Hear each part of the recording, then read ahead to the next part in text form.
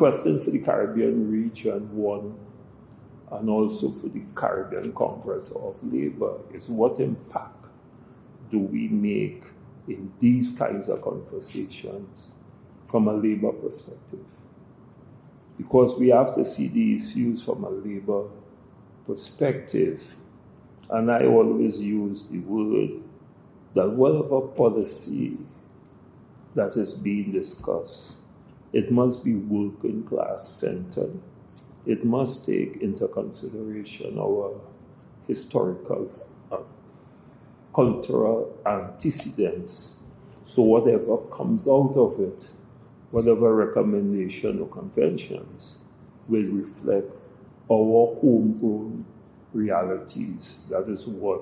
But more importantly, to the Caribbean Congress of Labor is the question of not only having conventions, but ensuring and pushing for the governments to ratify these conventions and ensure that it makes its way to the executive and the parliament so it can become binding laws in the respective Caribbean countries. And how do you see the ILO strengthening the support for our workers in the small island developing states? Well, the ILO, as you know, is the only UN body, all right, that has a tripartite approach, which is government, the employer, and the workers' representative, and they come together in the context of how can we ensure that the agenda that they always speak of, which is decent work, all right, becomes a reality. And coming out of that, we would have had a lot of recommendations and conventions coming out of the ILO to protect workers' rights. And therefore, I have no problems in seeing that given the agenda that we are looking at, which is real-time agenda, because when we talk about the informal economy and what it does to the ordinary worker who is not protected, all right, by the Convention for Collective Bargaining, Social Rights, and all the other issues, it is being discussed at the ILC. And when you look at what happened in COVID-19, coming out of that, the issue of the pandemic and what it would have done to the small states like the Caribbean, right? When the bigger states and the elite state hoard all, I just call it the jab. Some people, they say the vaccine, but the fact is that it was hoarded and we were left to be scrambling and begging. And therefore, you cannot build a society, you cannot build a global economy, you cannot talk about interconnectivity, and you cannot talk about, working in synergies within the global world of work. And yet still you have big major countries who hold these angles. And coming out of that, we would have learned so many lessons that who are really the frontline workers and who suffered during the COVID-19, which was the ordinary worker. It was the nurse, it was the port workers, it was the daily rated workers who have to clean the streets. It was the workers at the grocery. It was the workers at the gas station. And if you recognize, I haven't called a government minister yet because they weren't considered right to be what I want to call essential in the context of keeping the economy going. And therefore, there are lessons that we must learn from that in the context of really recognizing who really keeps the economy turning around, contrary to the neoliberal concept. You understand that, you have to get rich, right? And people have to get rich, the elite, for us to feel better within our economic fears, which I don't support. So then the ILO has a role to play. It came out after the World War, and if you do a deep dive into the conventions and recommendations that they would have made, right, it is unusual to see that three social partners can come together and speak of decent work, which is the most important thing, a social flow, and the question of fair wages, all right, in order to keep the economy afloat. And how do you see the CCL engaging young workers and also to promote their involvement in the labor movement? Well, we have to go with the tide. We have to swim with the current. And there is no doubt about it. The question of the digital platform, the question of AI, the question of social media, and then Instagram and all these things have now become an integral part of our society, and it is driven by the young people.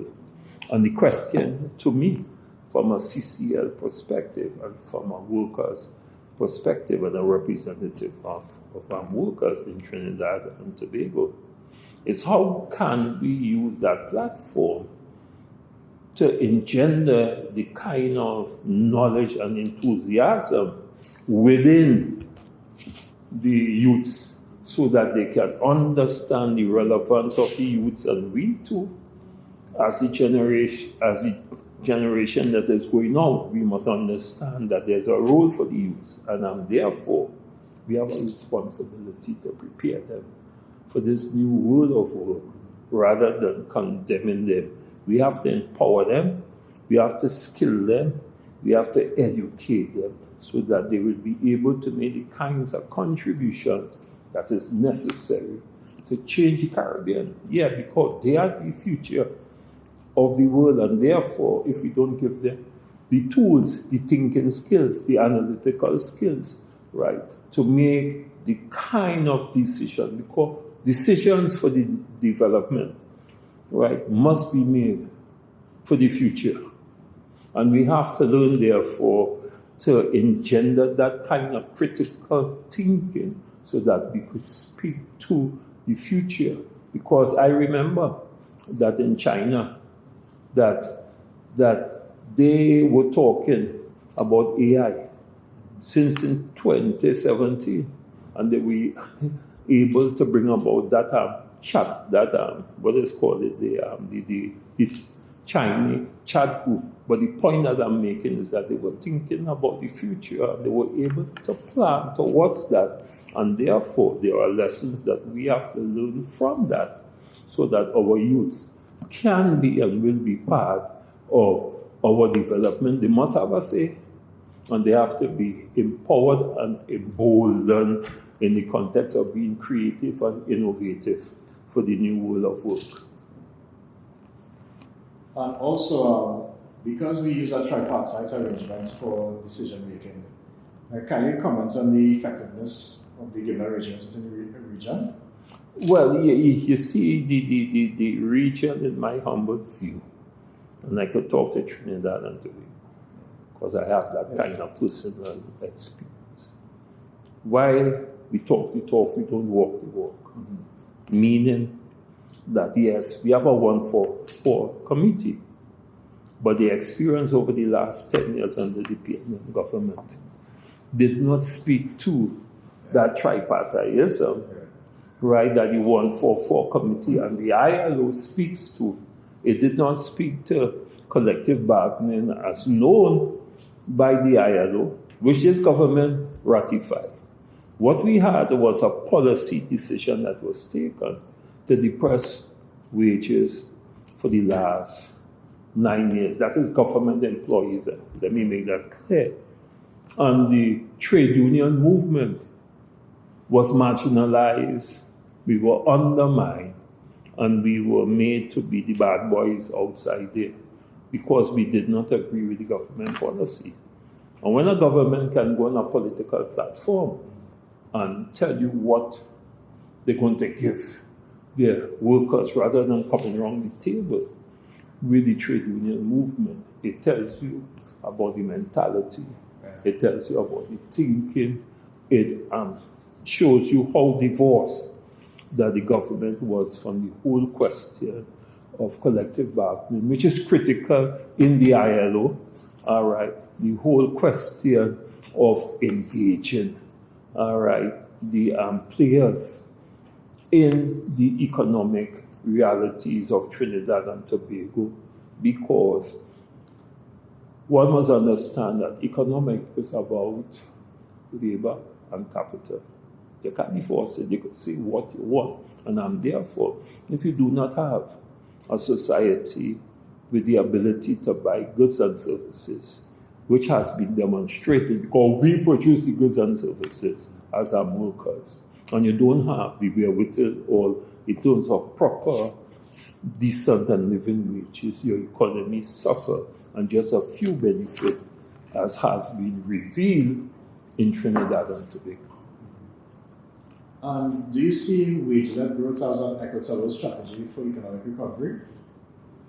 What growth? Wage-led growth. Wage. Yeah. No, well then it is a new model that we have been preaching in the labor movement, because the countries that would have stick to wage and job-led growth comes out of the recession much faster than those who hold on tightly to the discarded philosophy about the marketplace and let the market determine what happens. That is a misrepresentation, because economic is not about figures, it's not about balancing your books. It is not a mathematical formula. It's about people and how people live within your society, which is economics, which I don't think that a lot of governments within the Caribbean region and globally understands. And if we understand that, and we put workers first, put the people first, and we have people-centered discussions and policies, you will see the kind of transformation that is necessary when you have a society, a big country, where billionaires are made ministers or made advisors to the government, and they could do whatever they want. Unfettered rights to do whatever they want. That is not in keeping with humanity. It's not in keeping with humility. It's not in keeping with good politics. It's not in keeping with the dignity and respect of the ordinary citizen. Well, then we have to rethink and retool how we, as the labor movement in the Caribbean, operates. Because when America sneezes, we get the code, which is the economic code. Yeah.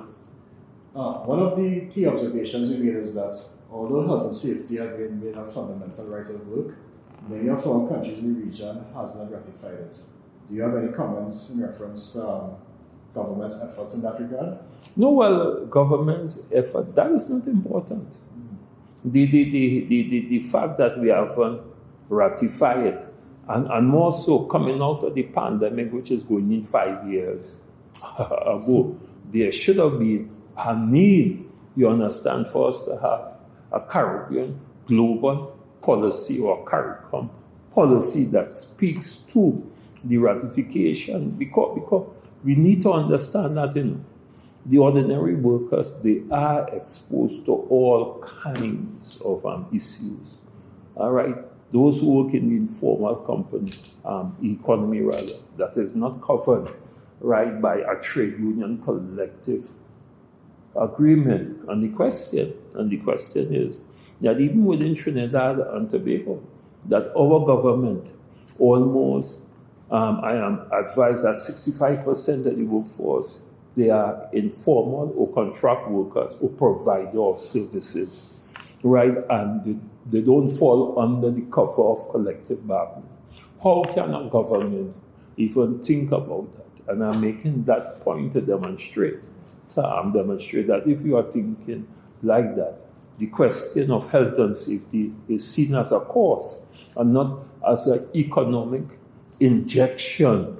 That means that when you have a healthy worker, when you have a worker that is not staying home, when you have a company that respect workers' rights in terms of working in hazardous conditions and all the other ancillary condition that goes with it. And there is no respect for that, but there is a respect for how much profit I make at the expense of the workforce.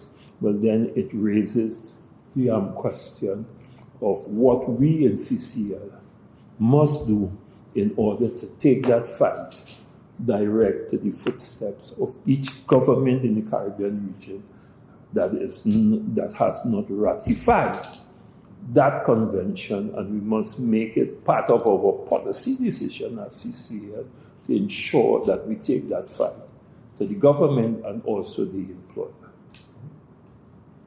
And finally, what is the message you want to send to all our Caribbean affiliates and workers from this year's ILC? Well, what I want to say from where I sit and from sitting out and looking in is that going to the 113 ILC must not just be a trip that I went to. I went and I listened to our meetings. The issue is what knowledge that you bring back home within the Caribbean that we can use in order to better the well-being of workers within the Caribbean region. Because I think we have a sacred responsibility as the Caribbean Congress of Labor to ensure that decent work, social justice, the issue of having a safe working environment, the issue of job-led growth and wage-led growth becomes not just a talking point, but a reality within our CARICOM region if we have to develop a region which is only $8 million, and I don't want us to make the mistake because Guyana get a little oil, or Suriname get a little oil, or because Trinidad had oil, that we get carried away with that and not really coalesce an approach that speaks to the wider community to ensure that not one child, not one single parent, not one pensioner, not one worker is left undone. And the fact that every worker that has the ability must be able to utilize that ability, must be able to go to school, must be able to have good healthcare and the kind of education that is necessary. And therefore, that must be the talking point for the CCL. Our conference is coming up this year. And we too must not only talk. We must be able now to demonstrate that we are relevant as a federation and that we are truly the voices of labor, the working class, the disadvantaged, and the poor and voiceless within the Caribbean region.